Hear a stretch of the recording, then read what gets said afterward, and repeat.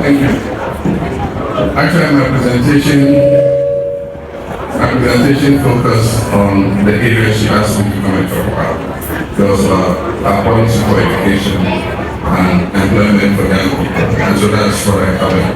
And so I didn't do sanitation, I didn't do healthcare, but I'll take those questions anyway. I think I can answer them. So let's begin with our completed projects. My view is that it's a shame that we abandon projects because the credit will be given to our predecessors.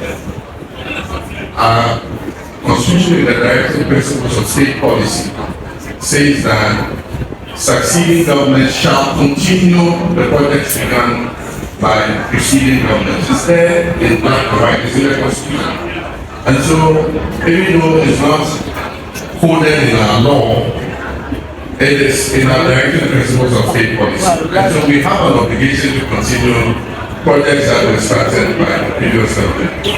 And I know that from the Rawlings time, projects that were started by Rawlings were continued by before. In Professor Mills's time, projects that were started by before were continued by Professor Mills. All the debt fund projects that were awarded to contractors and that before, debt fund continued to pay and certify certificates and pay them for the work done. The only exception with President Kufuor's administration and ours was that they started a gang of 6 road projects. If you remember, we also put a road project, a gang of 6. And even though they initiated the projects, there was no dedicated funding to continue them. But what did we do? Professor Mills made us do budgetary allocation for each of those projects. One is the Penekashi to Aneta road that we now pass on without remembering what it was like. Another is the road from Achimota Brewery all the way through to John Terry School. There were 6 of them. One was the Swami Interchange. And I can assure you that when we came into office, we continued and completed all of them. When the NDC came into office, the Swami Interchange was only 32% complete. By the time we left office, it was almost 90% complete. All that was left was the extension to the Wapa formulation, which this government is continuing. There was also the affordable housing project that was started. And what we did was, because government did not have the money to complete the project, we handed over the flats to SHC, State Housing Company, and to SNEX. And because of that policy of handing it over to SNEX, Boteman is completed and is occupied. We also gave them the Kumasi affordable housing to complete, but I think SNEX ran out of funds or something. But I stated clearly that when I come into office, we're going to do an inventory of all those abandoned and uncompleted projects. And in every year's budget, we're going to make budgetary allocation for completing them. And like I said, we're not going to be in a hurry to start new projects when we have all these uncompleted projects that have been abandoned. I mean, for instance, take the Agenda 111 consultants. I said that it would have been more prudent to start, say, 40 of them and finish them. And then you can start, continue another 20 and finish them and continue. But you start 88 hospitals at once, all over the country. And recently, the Agenda 111 secretary says they can only finish 20 before they leave office. So it means that 68 hospitals are going to be left to President Mahama to come and complete. And so, we must also look at the prudence of how we start projects in terms of completion. And I think that that's something we'll look at. So we'll be in a hurry to start new projects. The little money we have to make budgetary allocation in every year's budget to continue and finish those projects. There's a particular problem with the projects in the education sector. You go to many secondary schools, they are half completed learning halls, half completed dormitory blocks, half completed classroom blocks, laboratories and everything. These were projects that were awarded by the GET Fund. This government has collateralized 60% of the income of the GET Fund in what they call the Dachi bond.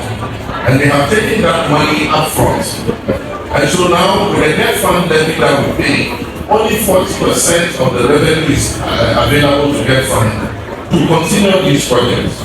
And that is the hindrance that has stalled most of the projects in the secondary schools. And that's why children don't have dormitories to sleep in, they don't have classrooms to study in. And so I made a statement and I said that the Dachi bond should be added to the debt restructuring so that it can free up, and we should add it to the public debt so that it can free up the flows of the GET Fund to continue and finish all the projects that the GET Fund has awarded in all the various schools that we have around. And so we'll prioritize the completion of ongoing and abandoned projects rather than starting new projects.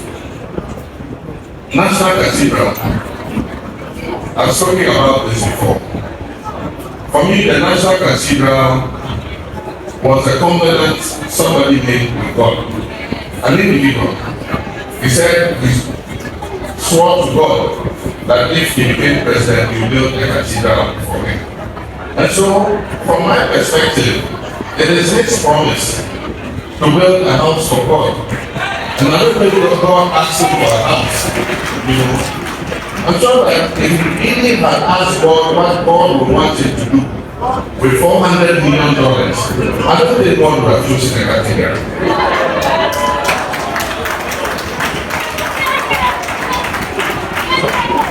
I don't think God would have chosen a cathedral when $400 million could have provided textbooks for all our students in school. I don't think God would have chosen a cathedral when it could have provided hostels in our universities for our students to have a place to stay. I don't think God would have asked you to build in a cathedral when we could have used that money to dualize the road from here to Cambridge and prevent accidents. People die every day on that road because it's a single day road. And so God didn't ask for it, somebody promised it to God. And so if a correction. I meant Sofo Line Interchange, not Swami Interchange. I was told I said Swami Interchange. I meant Sofo Line Interchange. Thanks for the correction. And so it was a personal promise. And if I have 400 million, God will be angry with me if I use it to build that cathedral. So I'm not going to take taxpayers 400 million or borrow 400 million from any source to build that cathedral. I said that if us as Christians believe that we should have that cathedral, then it's our duty to raise that money from our own pockets or from other Christian organizations that can help us to build that cathedral. But I don't believe that we should use any taxpayers' money or borrow money and add to our public debt to build that cathedral. We're not Christians alone in this country. They are Muslims, they are Buddhists, they are African traditional religions. And all of them contribute to taxes. And so I don't think that one religion, we as Christians, should take taxpayers' money that is paid by Muslims and Buddhists and African traditional religions and build a cathedral for ourselves. The Muslims built their national mosque. And as far as I know, not one cedi of the government of Ghana taxpayers' money went into the mosque. And so what we can do consultation with Ghanaians or even the Christian community, what we want to do with regards to the cathedral. If it's a priority, then we must go look for the money and build it. But I'm not as president going to use any public funds to build the cathedral.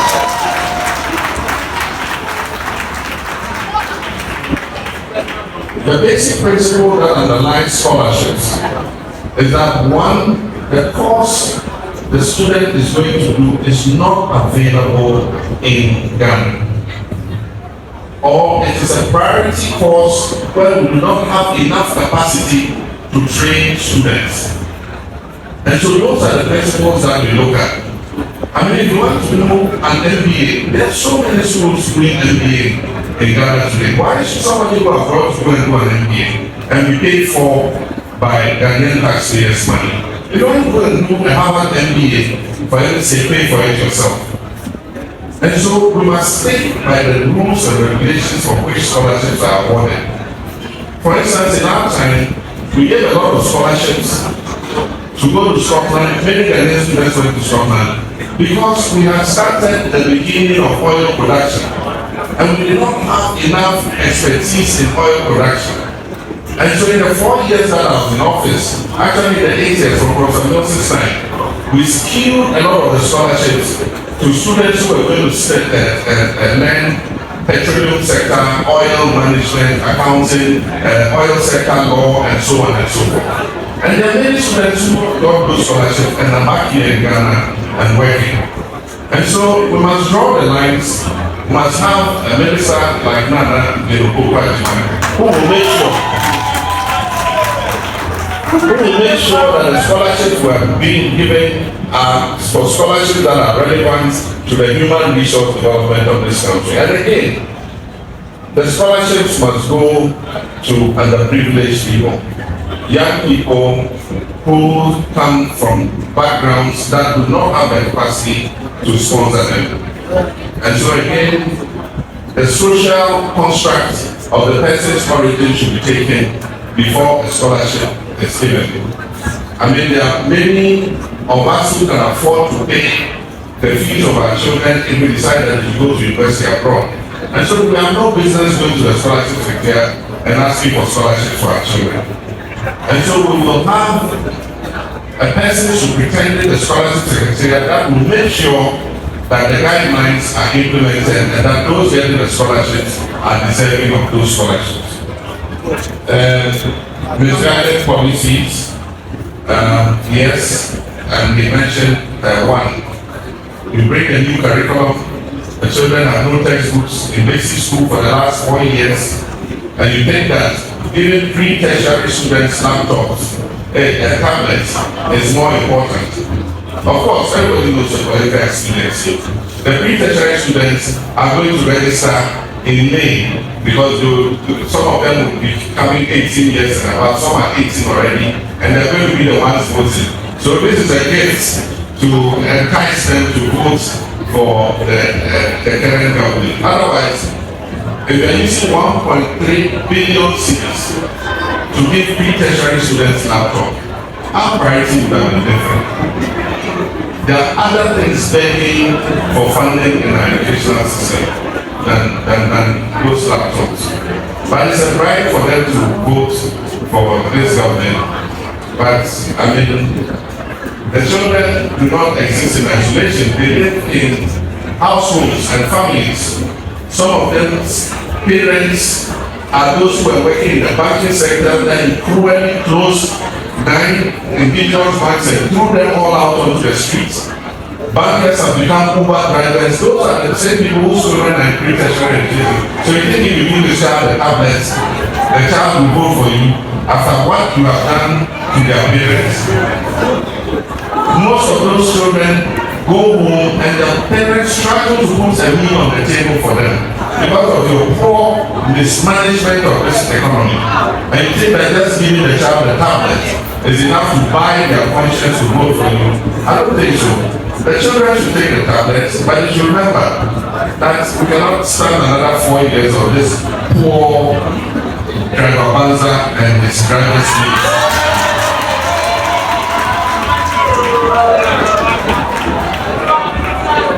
And then, this one of our health professionals. NBC believes in opening the capacity for training of health professionals. And we believe in providing opportunities for them to work. And that's why we're building the community-based secondary school so that we could employ more teachers. And that's why we're building hospitals so that we could employ more nurses and more health professionals. let us produce enough to feed ourselves, but also to export. If you listen to me, I said there's nothing wrong with migration of health workers. Indeed, when we come into office, we will sign contracts with countries. Philippines have done it. Philippines have signed contracts with countries in the Middle East and other places in Europe, and they export their nurses and caregivers to those countries on fixed-term contracts. So you get a 5-year contract to go and work in a country. A small percentage of your income is remitted back to the country, but you also gain experience, and after 5 years when you come back, you're more experienced than you would have been probably if you were working at home. And while you are there, you'll be remitting money back home to your parents, and that is a very huge source of foreign currency. As I speak to you today, Philippines gets $30 billion from its professionals working abroad. These are doctors, these are nurses, these are healthcare professionals, these are engineers, seamen. Philippines has the most seamen on all the ships in this world. And all of them are earning money and sending it back. That's why time university here. Why don't you open it up and train more Ghanaian youth as seamen and put them on ships to work?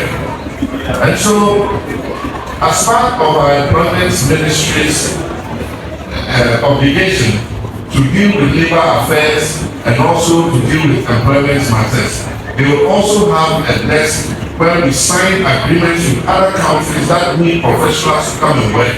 And we will send our professionals there to go and work, gain experience, gain money, and come back home. Sanitation.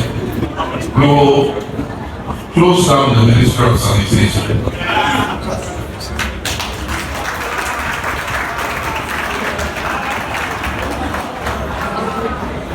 One, to reduce expenditure, and two, I don't see any use.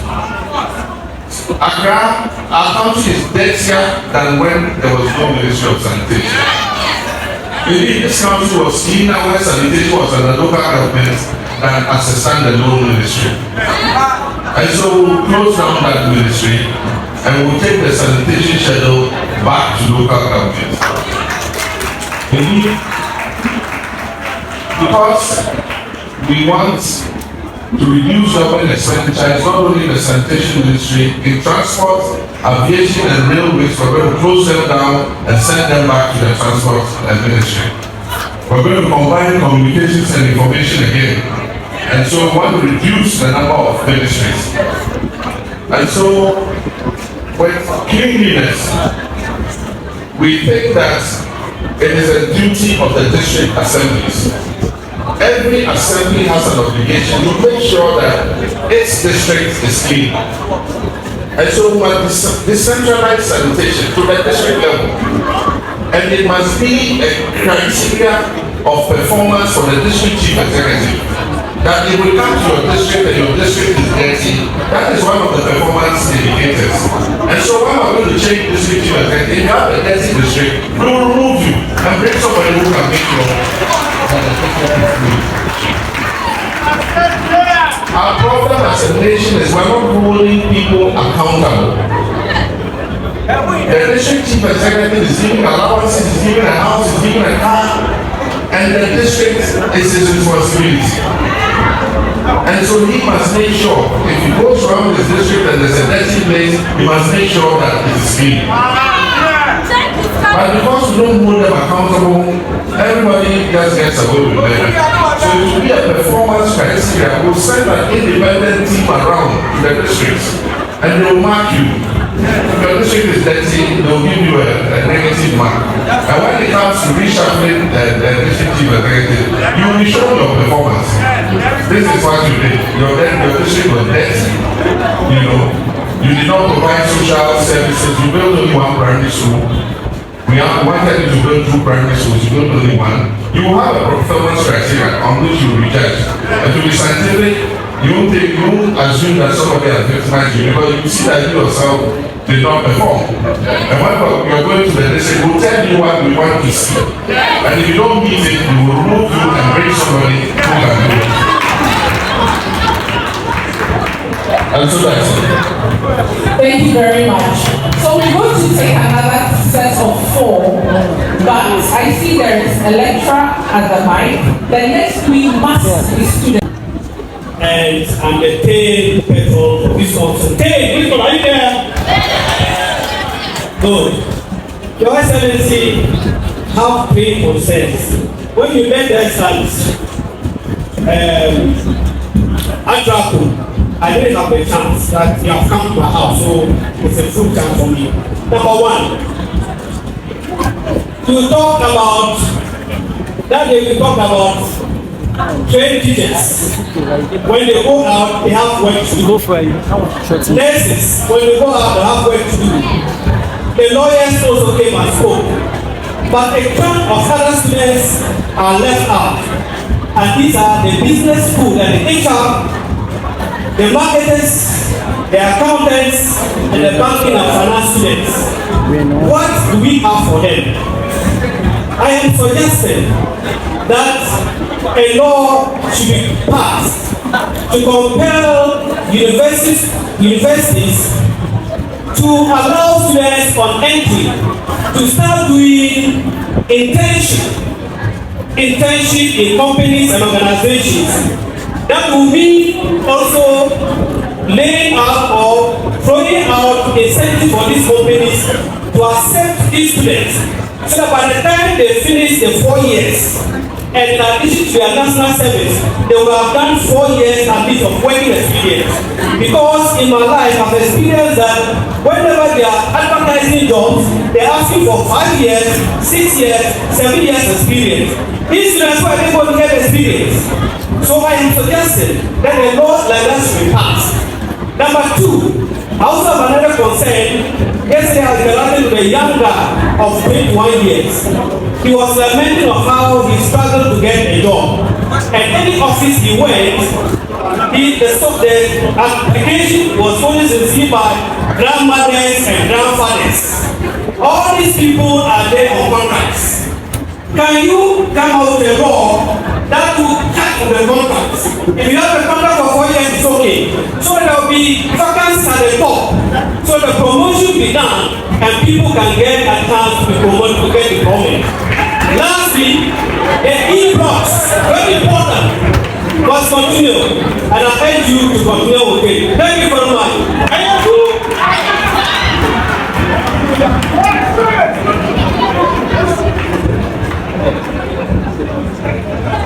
Ladies and gentlemen, I'm the request of Haki Media Steve Sala, Yes Vice President of Resources International University.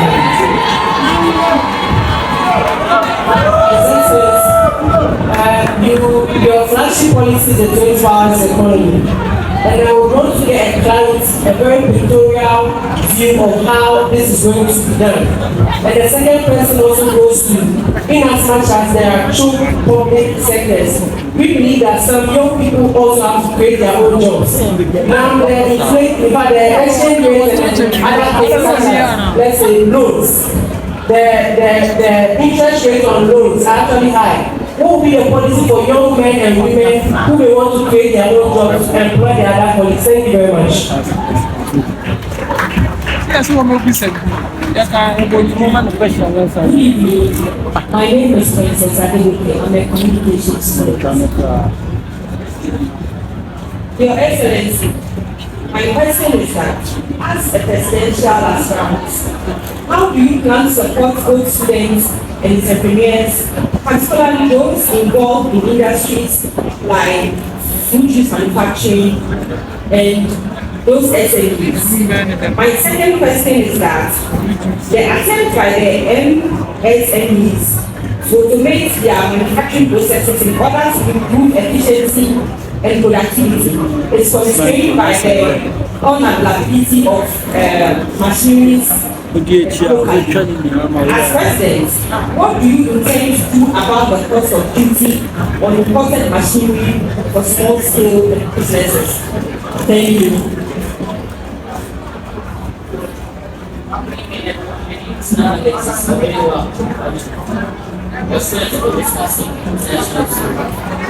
My question is, My question is with regards to the current Ministry of Youth and Sports, and also with regards to the Ghana Youth Authority and its policies, which I believe in 2016, before you went out of power, was actually initiated with some policies that actually guided the youth on what exactly they should go for and what the country itself has for.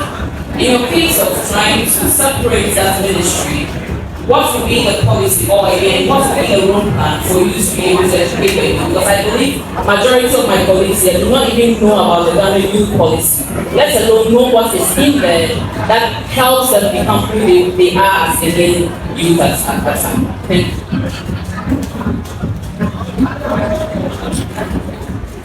Good evening, His Excellency. I'm the president of that year's the leading passes as the president of the Sonsik University. Yes, we are here as products of private universities. I want to know, when will you be the North to become president of the company? What is the policy that you are going to put in place to pay private university owners rent smoothly so that the pressure that we students go to by paying exorbitant school fees can be brought to the minimal level? And also, I want to know the policy that you have that is going to affect the entertainment industry as we have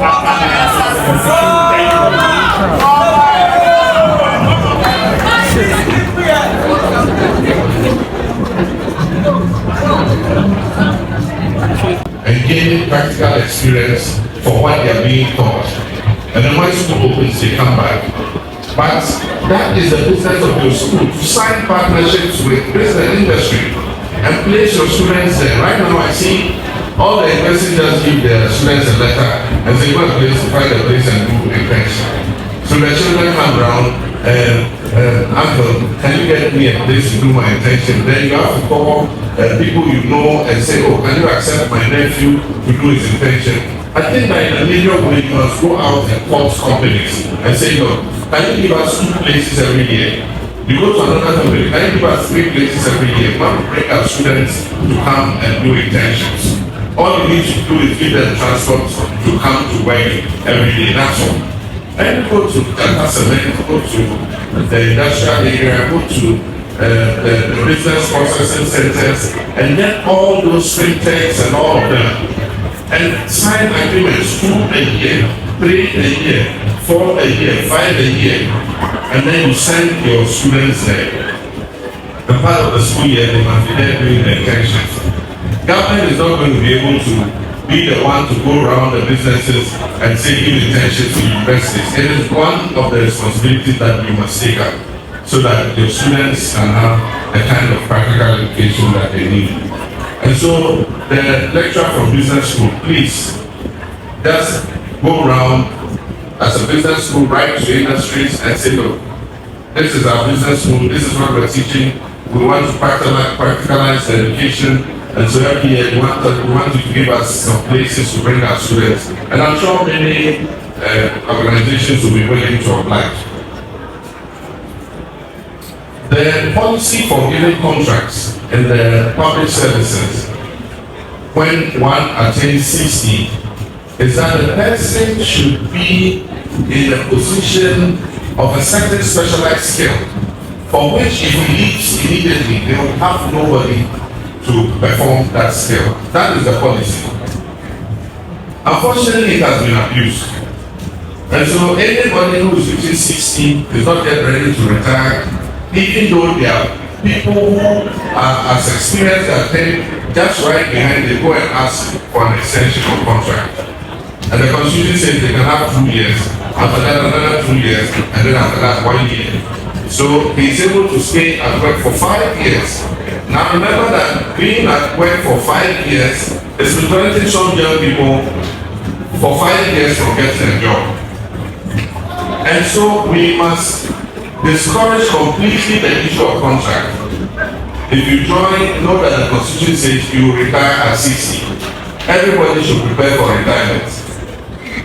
And what I believe will make it more transparent is that the Office of Head of Civil Service and Public Services must publish every year the number of people on contracts and what job it is they are doing, so that we can tell whether it is a job for which nobody is available to do it. If we do that and we move all the aged people out after 60, you'll be surprised that we'll be creating like about 50 to 70,000 jobs every year to new entrants into the public services and the local government services.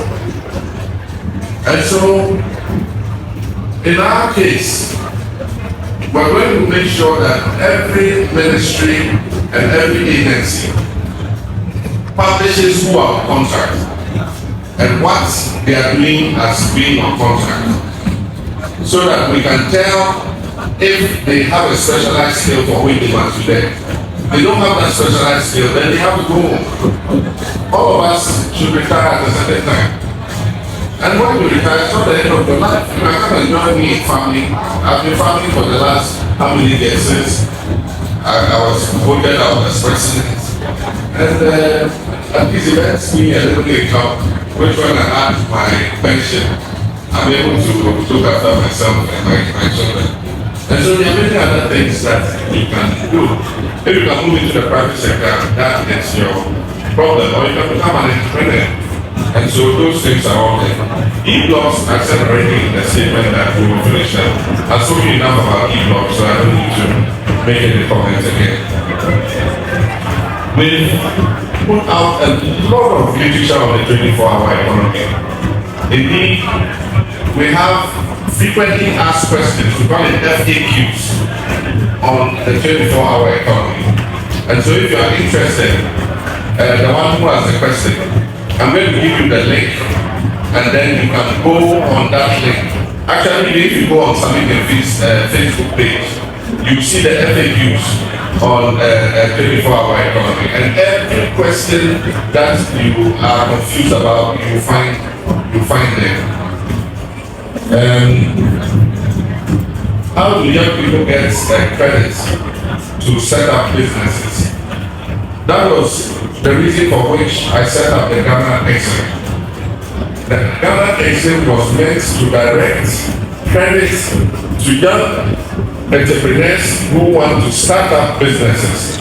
If you remember, we also set up the Youth Enterprise Support Initiative with a seed money of 10 million Ghana cedis, and it was given to young people who were about to start their businesses. We're going to deepen that investment in young people's businesses so that, telling fathers, I beg you, can somebody move them a bit away so that those at the back can get? And so we're going to deepen those investments in young people's businesses. And what we're going to do is, we're going to, right now, the credits that is given by the Ghana Exim Bank is like nuclear secrets. You cannot find the beneficiaries anywhere. There's no document that publishes which businesses are benefited. Under NEC, every year, Ghana Exim, in its annual financial returns, will list the beneficial companies that have received money from Ghana Exim. And we're going to make sure that most of those enterprises are enterprises that belong to young people who want to become entrepreneurs. For existing companies that have, and that goes to the next question about support to young people who want to make food deals and other businesses like that, and only need equipment, you're entitled to exemptions. And so if you register under a policy and you bring in your equipment for your factory, you're supposed to be given an exemption to be able to clear those equipment without duties and levies. And so we'll just enforce that. And that is what the youth ministry is for. Because the youth ministry, youth development ministry will compile a list of those entrepreneurs. And the youth development ministry will give them to the Ministry of Finance, which will apply for the exemptions from Parliament for those business people, so that they can get the exemptions to bring their equipment in and do their business. It's the same as the issue of duties and levies, as I said, exemptions. Then the youth policy. Like the lady said, a lot of people are not aware of the youth policy because the sports ministry is not interested in making them aware of the youth policy. As I said, the combination of sports and youth is making youth development suffer because the sports ministry is concentrating and focused only on sports. And even in the sports fraternity, there's complaints that they are focusing only on black stars and football. That's all. When black stars are playing, money must be found anywhere to finance the black stars. So by the time they finish black stars and even look at the black queens football and look at the other sports discipline, youth falls a long way behind. And that's why we say we're moving all youth issues to its own ministry, where 24/7 the minister and all his staff are going to concentrate on youth development, employment opportunities, support to youth entrepreneurship startups, digitalization, and education. And that's why I said it's going to be a cross-cutting ministry. Because it's going to cross-cut health, it's going to cross-cut education, communications, agriculture, and almost every ministry is to be a cross-cutting ministry. But it will have somebody who's attending to youth matters 24/7.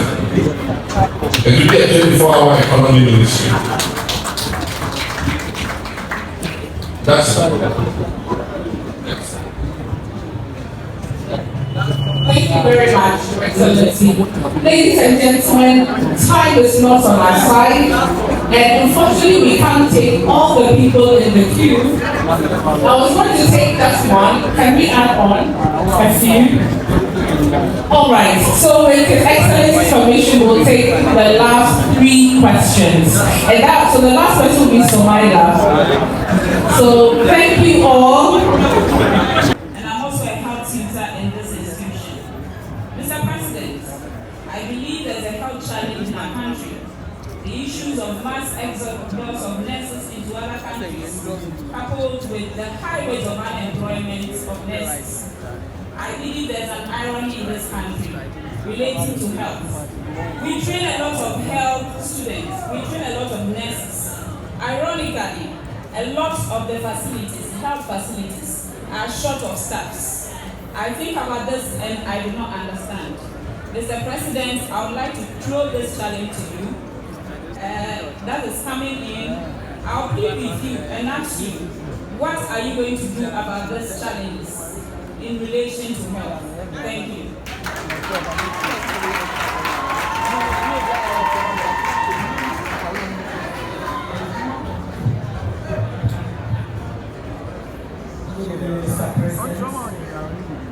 Interior and national security.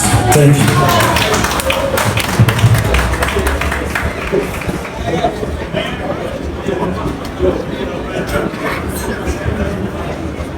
Thank you. Maybe I should start from the last question.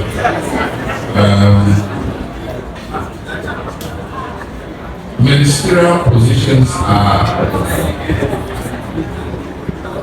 not necessarily aligned to the fact that you did a particular course.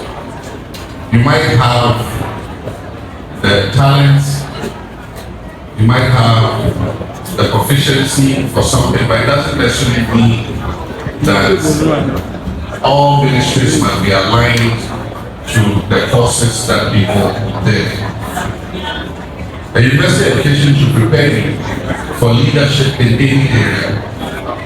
And all over the world, actually, if you go to the Western countries, most of their ministers of defense are not soldiers. And so there's nothing that says that retired generals should be Minister of Defense, retired policemen should be Minister of Interior, retired BNI should be National Security. No, there's nothing like that. You must find somebody capable of leadership, leading the institution to achieve its objectives. It could be a soldier, that's a bonus. It could be not a soldier and somebody else, but has the leadership qualities to be able to carry out the job. In most cases, indeed, if you look at the backgrounds of most ministers of Interior, for me, they mostly have been lawyers. I see a lot of lawyers having been Minister of Interior because you have to deal with the implementation of the law. And so not necessarily a person who has retired from immigration service or one of those. Sometimes you get into a line properly where you get somebody who has the expertise and the leadership skill, but also is a person who has experience in that particular sector. And if that happens, you thank God because God has blessed you. Like He blessed me when I got down again as my Minister of Education. I mean, she has leadership as a skill, having led a whole public university, first woman, and knows a lot about the education sector. But she has that capacity to lead people and achieve objectives. And that's why we're lucky to have her as Minister of Education. But in other areas, we don't necessarily have. I mean, they talk about one of the best agricultural ministers who was the minister under Champo's regime. He was phenomenal. He was not an agriculturalist, he was a soldier. And yet, under his leadership, Ghana achieved food self-sufficiency.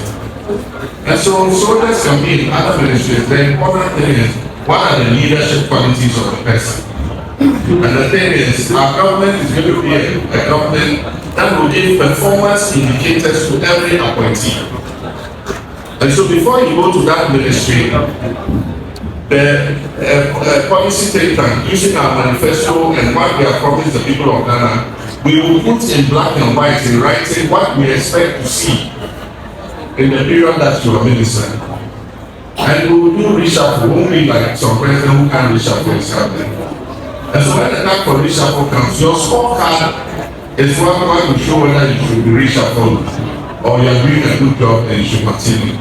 So I think that performance tracking will be important in our government, and we will select people who have the leadership skills to be able to achieve the objectives that we assign them in those places.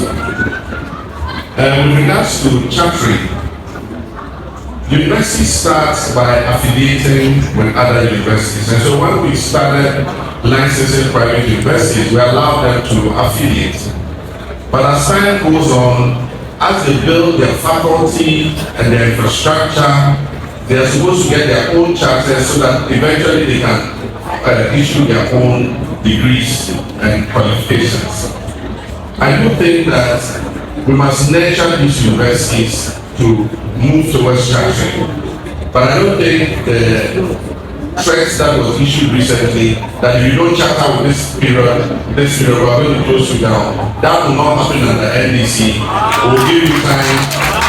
We'll ask you to give us a timetable for building your faculty, so when you can award your own degrees, and then we will give the charter. I happen to be the president who signed the charter for Central University College. And it took them years to get to that point. And so we're going to work with you, the private universities. You can continue your affiliations for the meantime, but we'll ask you to give us a timetable when you can fulfill all the things that will make you have your own charter. And in that time, we would let you charter. And if I have the honor of signing your charters, I'll be very happy. But we're not going to compare you. And then shortage of staff in the various hospitals and other facilities. You go to several health facilities in the urban centers and we have overstaffing.